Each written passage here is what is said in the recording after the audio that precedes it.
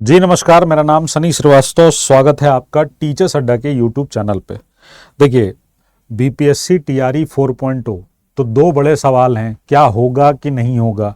तो इस पर हम लोग पहले भी काफ़ी बार बात कर चुके हैं कि बिल्कुल होगा, और एक दो दिन पहले न्यूज़ भी इस तरह की आई कि ये जो नियुक्तियां हैं अभी जो हो रही हैं 11-12 का रिजल्ट जब पूरा हो जाएगा, सब कुछ सारे टीआरई 3.0 के सारे ज्वाइन हो जाएंगे लोग, सबका डीवीवी कंप्लीट हो जाएगा, उसके बाद 4.0 की वैकेंसीज जो है वो लाइंड अप हो जाएंगी। दूसरा सवाल कि कितनी वैकेंसीज आएगी, तो उस पर भी पॉइंट क्लियर है, लगभग 1 लाख से अधिक वैकेंसीज हैं, 1,38,000 के आसपास वैकेंसीज हैं। अब उसमें कितनी वैकेंसी 6 to 8 में होगी, 1 to 5 में होगी, ये तो भविष्य के गर्भ में है। पर फिर भी मुझे लगता है कि मैं अपने सब्जेक्ट की अगर बात करूं, यानी मैं सोशल साइंस की बात करूं, वर्ग 6 से 8 और 9-10 की, तो लगभग आप मान के चलिए कि 1500 से 2-2 हज़ार वैकेंसी आपको दोनों वर्गों में देखने को मिल सकती है। जो पीछे का ट्रेंड रहा टीआरई 3.0 का, 1.0 का, 2.0 का, उसको देखते हुए ये मेरा एक अनुमान है कि एटलीस्ट इतनी वैकेंसीज आपको देखने को सोशल साइंस के अंदर मिलेंगी वर्ग 6 से 8 और 9-10 में। तो आज की इस वीडियो में हम लोग जिन पॉइंट्स पर डिस्कस करेंगे, हम बात करेंगे वर्ग 6, 8, 9, 10, उसमें कट ऑफ का ट्रेंड क्या रहा है, क्या किस तरीके का पेपर आया था, क्या उसमें कट ऑफ गई, उसको देखते हुए आगे की हमारी रणनीति क्या होनी चाहिए। और बात करेंगे हम कि जो सब्जेक्ट कॉम्बिनेशन हम एग्जाम हॉल में जो हम करते हैं, तो उस समय जो हम सब्जेक्ट कॉम्बिनेशन चूज करते हैं, हमें हिस्ट्री, पॉलिटी, ज्योग्राफी, इकोनॉमिक्स में से हमको क्या करना होता है, हिस्ट्री, पॉलिटी, ज्योग्राफी और इको, इनमें से हमें कोई दो करने होते हैं।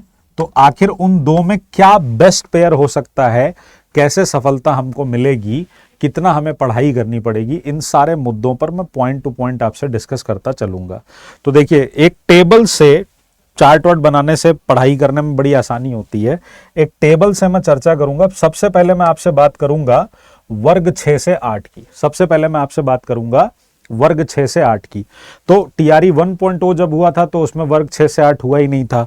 तो टीआरई 2.0 में, यानी टीचिंग रिक्रूटमेंट एग्जाम 2.0 और 3.0 में, तो बीपीएससी टीआरई 2.0 में जो टोटल पोस्ट आई थी इंक्लूडिंग मेल एंड फीमेल, वो मिलाकर आई थी 8,000 से थोड़ी ज्यादा। मैं यहां पे स्टार मार्क कर दे रहा हूं क्योंकि एग्जैक्ट नंबर जो है वो उसमें वेरी हुआ था रिजल्ट आने पे, तो इसको मैं यहां पे स्टार मार्क कर दे रहा हूं। तो लगभग 8,000 से ज्यादा वैकेंसीज थी टीआरई 2.0 में, 6 to 8 में, मेल और फीमेल दोनों का कंबाइंड बता रहा हूं। और उसमें अगर मैं कट ऑफ की बात करूं तो मैं यहां पे जनरल के कट ऑफ लेके चल रहा हूं। जनरल के कट ऑफ मैं इसलिए लेकर चल रहा हूं क्योंकि बाकी के जो कट ऑफ हैं वो इससे नीचे ही हैं, इससे ऊपर नहीं है। बाकी के जो कट ऑफ रहे हैं वो इससे नीचे ही रहे हैं, इससे ऊपर नहीं रहे हैं। जनरल की कट ऑफ, और जिनको हम बैकवर्ड क्लासेस और एक्सट्रीम बैकवर्ड क्लासेस कहते हैं, तो बैकवर्ड क्लासेस की अगर बात करूं, ईडब्ल्यूएस की बात करूं, तो इनकी कट ऑफ के बीच में 1-2 नंबर का ही जो है वो डिफरेंस है, बहुत ज्यादा डिफरेंस हमें देखने को नहीं मिला। फीमेल की कट ऑफ जनरल में मेल की कट ऑफ से सीधा सीधा आप 7 से 8 नंबर माइनस कर देते हैं तो आपको फीमेल कट ऑफ मिल जाती है। और वही चीज आप यहां भी देख रहे हैं कि 85 मेल की कट ऑफ थी तो 76 गई फीमेल की। फिर अगेन आप ट्रेंड देखिए क्या हुआ। टीआरई 3.0 में 3700 से ज्यादा वैकेंसीज थी, लेकिन आप कट ऑफ में देखिए ऑलमोस्ट 10-10 नंबर का डिफरेंस आ गया है, जबकि होना उल्टा चाहिए था। सीटें यहां ज्यादा थी तो कट ऑफ कम जाना चाहिए था, सीटें यहां कम थी तो कट ऑफ ज्यादा जाना चाहिए था, पर हुआ उल्टा। दरअसल ऐसा इसलिए हुआ कि टीआरई 3.0 के पहले बहुत सारी चीजें क्लियर हो गई कि क्या क्या आएगा, कैसे आएगा, क्या नहीं आएगा, क्या पढ़ना है।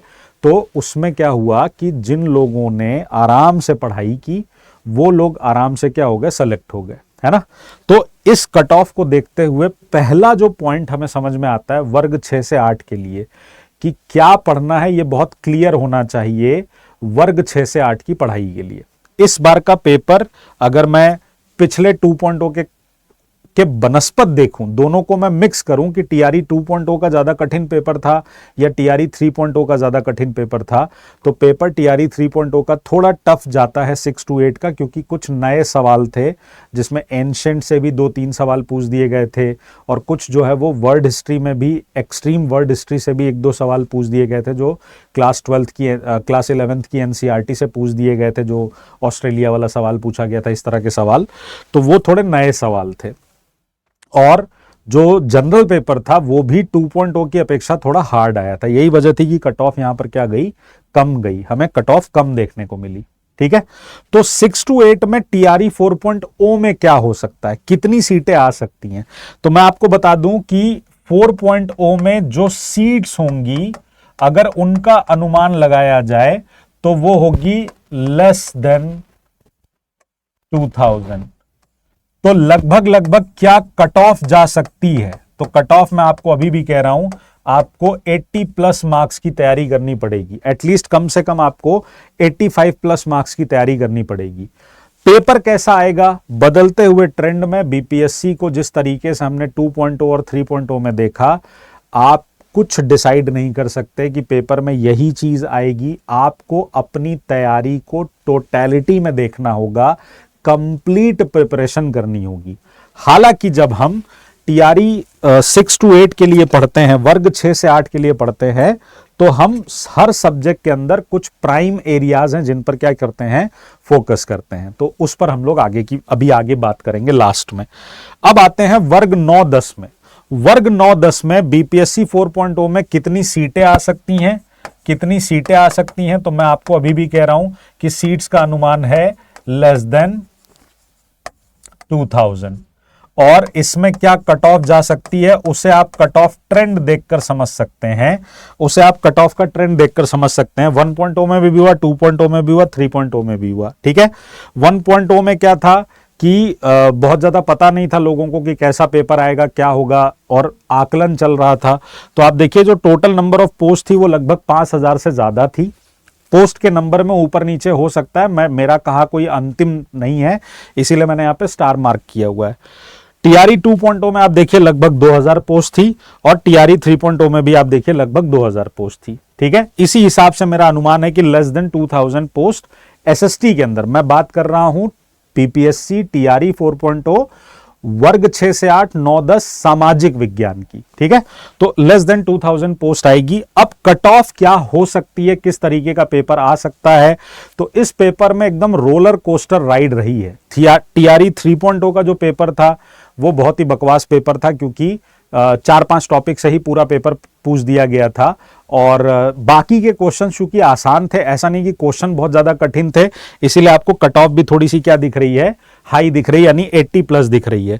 उससे पहले भी पेपर अच्छा आया था, वहां भी आपको 80 प्लस दिख रही है। शुरुआत में आपको 70 प्लस कट ऑफ दिख रही है। यानी आप देखिए कि टीआरई 1.0 से 2.0 में 10 नंबर के आसपास जंप आया, और वो अब क्या है, सस्टेन है। वही चीज आप फीमेल में देख सकते हैं। मैं यहां पर जनरल कैटेगरी की बात कर रहा हूं, उससे बाकी लोग अपने अपने कट ऑफ का अंदाजा लगा सकते हैं, +2 -2 कर सकते हैं। हमने आपको जब कट ऑफ बताई थी कि क्या कट ऑफ जा सकती है, तो मेरा भी 85 मैंने कहा था कि मेल की कट ऑफ 85 जाएगी, फीमेल की कट ऑफ 75 से 77 के बीच में रहेगी। इसमें 1-2 नंबर ऊपर नीचे हो सकता है, और वही हुआ है। 83 कट ऑफ गई है, 75 फीमेल की कट ऑफ गई है। इसका मतलब जो मेल कैंडिडेट्स हैं उनको अपना तैयारी कितना करना होगा, 85 प्लस की तैयारी करनी होगी, तभी जाकर आप इस एग्जाम को क्या कर पाएंगे, क्लियर कर पाएंगे।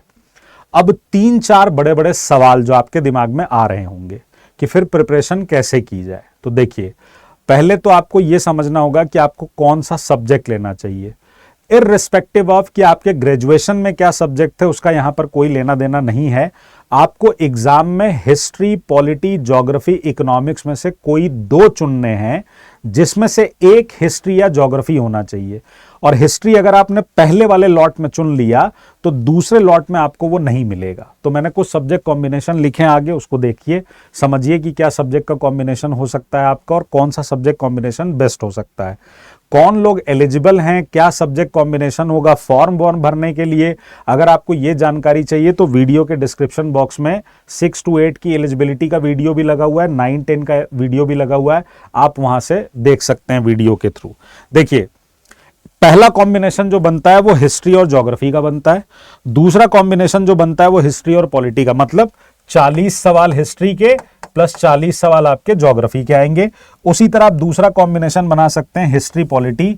ये सबसे ज्यादा लिया जाने वाला क्या है, ये सबसे ज्यादा लिया जाने वाला ग्रुप है, सबसे ज्यादा लोग यही भरते हैं, हिस्ट्री पॉलिटी। फिर आता है आपका हिस्ट्री इकोनॉमिक्स, फिर आता है ज्योग्राफी और पॉलिटी, और फिर आता है ज्योग्राफी और इकोनॉमिक्स। तो अब मैं अगर आपसे बोलूं कि इसमें से बेस्ट पेयर क्या हो सकता है, देखिए एक बात आपको बता दूं, सबसे ज्यादा लोग अगर यहां दे रहे हैं तो इसका मतलब बेस्ट पेयर जो बन सकता है आपका वो यही बनेगा। अब आपके दिमाग में आना चाहिए कि ऐसा क्यों, ऐसा क्यों? वो इसलिए बनेगा क्योंकि ये आपका नोन एरिया है, आपको पता है कि आपको हिस्ट्री में क्या पढ़ना है, पॉलिटी में क्या पढ़ना है। पिछले 3 ट्रेंड से आपको ये बात समझ में आ गई है कि अगर हम वर्ग 6 से 8 की हिस्ट्री कर रहे हैं तो हमारा जो फोकस एरिया होना चाहिए वो वर्ल्ड हिस्ट्री और मॉडर्न पे होना चाहिए, लेकिन हमें एंशिएंट मिडीवल भी पढ़ना पड़ेगा। और अगर आप पॉलिटी की तैयारी कर रहे हैं तो आपको यह पता होना चाहिए कि आपको इंडियन पॉलिटी के साथ साथ एनसीईआरटी पॉलिटी या वर्ल्ड पॉलिटी भी थोड़ा बहुत हमें क्या करना पड़ेगा, पढ़ना पड़ेगा, क्योंकि यहीं से सवाल जनरेट हो रहे हैं। और ये अंडरस्टैंडिंग का टॉपिक है, कॉन्सेप्ट क्लियर होगा तभी आप पॉलिटी में सवालों को डील कर पाएंगे। नहीं तो अगर आप वही घिसा पिटा तरीका अपना रहे हैं पढ़ने का, जो बहुत सारे जगह पे आप देखते हो कि बच्चे ये डिमांड करते हैं कि सर हमें आर्टिकल्स बता दीजिए, ये बता दीजिए, उससे 2 या 4 सवाल आते हैं, ज्यादातर सवाल अंडरस्टैंडिंग बेस्ड आते हैं। और ये कॉम्बिनेशन बेस्ट कॉम्बिनेशन इसलिए है क्योंकि यहां चीजें आपको पता है। क्यों मैं ये बात कह रहा हूं? ज्योग्राफी और इकोनॉमिक्स अगर मान लीजिए आपका कॉम्बिनेशन है तो आप पिछले बार का पेपर उठा के देखिए, इकोनॉमिक्स में इकोनॉमिक्स नहीं थी, इकोनॉमिक्स में कुछ और पूछा गया था, ज्योग्राफी में कुछ और पूछ लिया गया था। कहने का मतलब ये है आप इनमें से कोई भी कॉम्बिनेशन लीजिए, ये मेरी राय है, ये मैं आप पे थोप नहीं रहा हूं, मेरी नजर में ये बेस्ट पेयर क्यों होता है, क्योंकि यहां हमें बैटल ग्राउंड का मालूम है। ठीक, यहां पर क्या है कि हिस्ट्री के साथ आप इकोनॉमिक्स भी ले सकते हैं, आप ज्योग्राफी के साथ भी इकोनॉमिक्स भी ले सकते हैं, आप ज्योग्राफी के साथ पॉलिटी भी ले सकते हैं। लेकिन आप जो भी पेयर लेंगे उसमें आपको कुछ पॉइंट्स का ध्यान रखना पड़ेगा कि आपको सब्जेक्ट के अलावा सब्जेक्ट के दायरे से बाहर निकलकर और उसे करंट से जोड़ते हुए, खासकर ज्योग्राफी के अंदर आपको यह चीज समझनी पड़ेगी कि आपको इंडियन ज्योग्राफी भी पढ़नी है, वर्ल्ड ज्योग्राफी भी पढ़नी है, आपको प्रॉपर एक टोटैलिटी में अपना प्रिपरेशन करना पड़ेगा, तभी आप चीजों को टैकल कर पाएंगे। तो कुछ की फैक्टर हैं इस एग्जाम को डील करने के। सबसे पहली बात, आपको कंप्लीट प्रिपरेशन की जरूरत है। कंप्लीट प्रिपरेशन का मतलब हो गया कि आपको एनसीईआरटी की बुक पढ़नी पड़ेगी एटलीस्ट क्लास 6 से 10th की, एससीईआरटी बुक्स पढ़नी पड़ेगी 9-10th की। जब मैं एससीईआरटी बुक की बात कर रहा हूं तो मैं बिहार बोर्ड की बात कर रहा हूं। बिहार बोर्ड में बहुत सारे डेटा जो हैं वो पुराने हैं, उनको नया बनाना पड़ेगा, यानी उनको अपडेट करना पड़ेगा। पहली बात तो ये है। पर दिक्कत क्या है कि आप में से बहुत सारे लोग हैं जिनके पास टाइम का इशू है, जिनके पास घर में इतना समय नहीं होता है कि वो इन सारी किताबों को पढ़ने का क्या कर सकें, टाइम निकाल सकें। Then you have to be smart. आप यूज ऑफ बीपीएससी पीवाईक्यूज करिए। और जब मैं बीपीएससी पीवाईक्यूज कह रहा हूं तो मैं पीसीएस के पीवाईक्यूज बोल रहा हूं, पीसीएस के पीवाईक्यूज बोल रहा हूं, यानी जो पीसीएस की परीक्षा में बोले जाने वाले आने वाले जो क्वेश्चंस हैं उनकी बात कर रहा हूं, प्लस मैं आपसे टीआरई पीवाईक्यूज की बात कर रहा हूं, प्लस मैं आपसे क्या कर रहा हूं, टीआरई पीवाईक्यूज की बात कर रहा हूं। ठीक है, ज्यादा से ज्यादा प्रैक्टिस करेंगे, इससे होगा ये कि जो A B C D E option होता है उन ऑप्शंस को टैकल करने में आपको थोड़ी आसानी होगी। दूसरी बात, आपको स्मार्ट प्रिपरेशन करनी होगी अपने जनरल पेपर के लिए। देखिए, जब जनरल पेपर की तैयारी की बात आती है तो ज्यादातर लोग देखेंगे जिनका सिलेक्शन नहीं होता है, उनका जनरल पेपर में प्रॉब्लम क्या आती है कि आप जनरल पेपर में 40 में से 20 से भी कम स्कोर कर रहे हैं। और अगर आप 20 से कम स्कोर कर रहे हैं, मैं ऐसे बहुत सारे बच्चों को जानता हूं जिनका सब्जेक्ट में बढ़िया नंबर है लेकिन जनरल पेपर में 12-13 नंबर ही आया, 15 नंबर ही आया। अगर आप 20 से भी नीचे आप स्कोर कर रहे हैं, आपके लिए प्रॉब्लम है। और गिवन द ट्रेंड, अगर कट ऑफ जो है वो 85 जा रही है, 85 प्लस जा रही है, तब तो आपको मान के चलिए आपको यहां 40 में जो आपका एक्सपेक्टेड स्कोर होना चाहिए वो एटलीस्ट 25 होना चाहिए। ये कैसे होगा? ये मैंने जब हम लोग ऑनलाइन सेशन कर रहे थे, लाइव सेशन कर रहे थे, मैंने तब भी ये बात कही थी कि लोग जीएस को सब्जेक्ट की तरह पढ़ रहे हैं। यहां आपको ज्यादा से ज्यादा क्वेश्चंस की प्रैक्टिस करनी पड़ेगी और वो क्वेश्चन की प्रैक्टिस आप यहां से कर पाओगे। आपको कुछ सेक्शन पता है जनरल पेपर में, जैसे आपको पता है कि आपको इंडियन नेशनल मूवमेंट पढ़ना है, इंडियन नेशनल मूवमेंट पढ़ना है, आपको पता है कि आपको पॉलिटी पढ़नी है, क्योंकि पॉलिटी से क्वेश्चन आते हैं, वो भी इंडियन पॉलिटी है, वहाँ से क्वेश्चन आते हैं। ज्योग्राफी से कुछ क्वेश्चन आपको देखने को मिल जाते हैं। एंशंट और मिडीवल आप चाहे तो छोड़ सकते हैं, उसको कोई इतना ज़रूरत नहीं है पढ़ने की, आप इन 3 को करेंगे। साइंस के अंदर आप 9-10th की एनसीईआरटी और 6 to 8th की भी एनसीईआरटी पढ़ेंगे तो आपको बहुत सारे सवाल मिल जाएंगे। इसके अलावा आपको करंट अफेयर्स पढ़ने की ज़रूरत है, आपको करंट अफेयर्स पढ़ने की ज़रूरत है, वहाँ से आपको कई सारे सवाल वहाँ से मिल जाते हैं। तो अगर आप थोड़ा स्मार्टली प्रिपेयर करेंगे तो आप 25+ का स्कोर कर सकते हैं। पर वो स्मार्ट प्रिपरेशन क्या है कि आपको बीपीएससी के, पीसीएस के पीवाईक्यूज उठा के करने पड़ेंगे। उसमें से साइंस लगा जाइए, हिस्ट्री लगा जाइए, पॉलिटी लगाइए, ज्योग्राफी लगाइए, जो जीके के क्वेश्चन है, बिहार जीके के क्वेश्चन है उनको लगाइए, और करंट अफेयर्स अच्छे से पढ़िए। आप देखिए अपने आप आपका स्कोर जनरल पेपर में बढ़ जाएगा। फिर आता है ज्वाइन माय फाउंडेशन बैच। देखिए, जिनके पास इतना सब करने का समय नहीं है उनको मेरी एक सलाह है कि आप फाउंडेशन बैच ज्वाइन करिए, चाहे आप 6 to 8 की तैयारी कर रहे हो या 9-10 की तैयारी कर रहे हो। क्योंकि जो मेरा ये फाउंडेशन बैच है, ये फाउंडेशन बैच मैं 6 to 10 को ध्यान में रखकर पढ़ाता हूँ।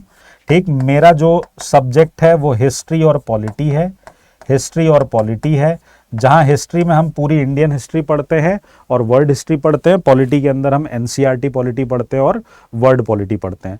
बैच की शुरुआत मैं वर्ल्ड हिस्ट्री से कर रहा हूं और मॉडर्न हिस्ट्री से कर रहा हूं। एंशंट और मिडीवल के इसके अंदर रिकॉर्डेड लेक्चर जाएंगे, इसलिए क्योंकि वो काफ़ी लेक्चर्स हैं तो आपको पढ़ने के लिए समय चाहिए। तो आप अपना समय आराम से निकाल के और पीछे की वीडियोज़ को स्पीड में आप देखते चलिए, ताकि आप प्रैक्टिस के लिए ज़्यादा बेटर हो जाइए। तो फाउंडेशन बैच आप ज्वाइन कर सकते हैं, आपको एप्लीकेशन पे मिल जाएगा। और YouTube की क्लासेस जरूर फॉलो करिएगा, जो कि आप YouTube पे शाम को 6 बजे होती है। उनमें कई एग्जाम्स को टारगेट करते हुए शुरू करने जा रहा हूं क्लासेस, वो क्लासेस आप जरूर देखिएगा। ठीक है, YouTube पे आप जाएंगे तो आपको एक प्लेलिस्ट दिखेगी। जब आप हमारे चैनल पे आते हैं टीचर्स अड्डा पे, चैनल को सब्सक्राइब जरूर कर लीजिए। यहां पर प्लेलिस्ट में आपको बीपीएससी की क्लासेस दिखेंगी, लगभग 81 क्लासेस हैं। और यकीन मानिए, अगर आपने इनको डेडिकेशन से पढ़ लिया ना इन क्लासेस को, तो आपको बहुत फायदा मिलेगा। आपको अंदाजा लग जाएगा कि किस तरीके का पेपर, इसमें मैंने पेपर भी डिस्कशन किया हुआ है, जो पेपर पिछला आया हुआ है वो भी डिस्कशन किया हुआ है। टीआरई 3.0 का डिस्कशन अभी करूंगा आगे, तो आप इसको यहां से फॉलो कर सकते हैं। जो बैचेस से जुड़ना चाहते हैं उनको करना क्या होगा, उनको अड्डा 24/7 टाइप करना है। आप इस पर जाइए, यहां पर जाकर ऑल कोर्सेज पे क्लिक कीजिए। ऑल कोर्सेज पे आप टीचिंग में जाइए, और टीचिंग में आप बिहार के महापैक से जुड़ सकते हैं या टीआरई 6 to 8 से जुड़ सकते हैं। अच्छा है कि आप महापैक से जुड़िए, क्योंकि उसमें आपको टेस्ट वेस्ट सब कुछ मिल जाता है। आप यहाँ पर ऑफर जब करते हैं तो यहाँ आप मेरा कूपन कोड लगा सकते हैं, दैट इज Y793। जब आप ये कूपन कोड लगाएंगे Y793 और आप इस कूपन कोड को अप्लाई करेंगे तो ये बैच आपका 1973 रुपये में मिल जाएगा आपको। ठीक है, अभी इस पर डबल वैलिडिटी का शायद ऑफर भी चल रहा था, ख़त्म हो गया है। ठीक है, देख लीजिएगा, ऑफर अगर डबल वैलिडिटी का चल रहा होगा तो बहुत अच्छी बात है। कई बार लोग बैच खरीदते समय गलती क्या करते हैं कि वो 6 month वैलिडिटी का लेते हैं बैच, और उसके बाद फिर वो परेशान हो जाते हैं। तो आप 6 + 6 12+12 लीजिएगा। जो भी वैलिडिटी लेंगे उसको ध्यान से जरूर देख लीजिएगा कि उसकी वैलिडिटी 6 महीने है, 12 महीने है, क्या है, उस हिसाब से अपना एनरोलमेंट करिएगा। ठीक है, अब आते हैं वापस कि हमें क्या करना है, कंप्लीट प्रिपरेशन करनी है। हमें यह नहीं पढ़ना है कि सर 6 to 8 में तो वर्ल्ड हिस्ट्री ज्यादा आती है, हम इंडियन हिस्ट्री क्यों पढ़ रहे हैं। नहीं, हमें पढ़ना है। हम जब हिस्ट्री पढ़ रहे हैं तो हमें पूरी इंडियन हिस्ट्री पढ़नी है। जब हम वर्ल्ड हिस्ट्री पढ़ रहे हैं तो हमें प्रॉपर वर्ल्ड हिस्ट्री पढ़नी है। जब हम पॉलिटी पढ़ रहे हैं तो हमें पूरी पॉलिटी पढ़नी है। ठीक है, कंप्लीट प्रिपरेशन करिए, क्योंकि बीपीएससी का कोई ठिकाना नहीं है। ट्रेंड इनके दिन ब दिन बदलते जाते हैं और अचानक से धमाका हो जाता है। हमने और भी कई सारे सब्जेक्ट्स में देखा कि इन्होंने एकदम से धमाका किया था। तो कंप्लीट प्रिपरेशन के साथ जाएंगे, समय है आपके पास, कोई जल्दबाजी नहीं है। ये आपका जो नोटिफिकेशन बीपीएससी का आएगा वो कितनी भी जल्दी आएगा, तो मुझे लगता है वो जनवरी फरवरी से पहले नहीं आएगा, और एटलीस्ट आपको 1-2 महीने एग्जाम के लिए आराम से मिलेंगे। तो आपके पास अगले 60 दिन हैं और आप 60 दिनों में बहुत बढ़िया अपनी प्रिपरेशन कर सकते हैं। एग्जाम चाहे कभी भी हो जाए, अभी हो या मई जून तक जाकर हो, उससे कोई टेंशन नहीं लेना। एग्जाम होगा, ये तय बात है। आपको अगले 2 महीने में इस लायक हो जाना है कि आप प्रैक्टिस वाले मोड में आ जाए। ठीक है, और बाकी किताबें भी जो है वो अवेलेबल है प्रैक्टिस के लिए, आप किताबें भी परचेज कर सकते हैं। ठीक है, ध्यान रखिएगा अपना। जय हिंद, जय भारत, नमस्कार।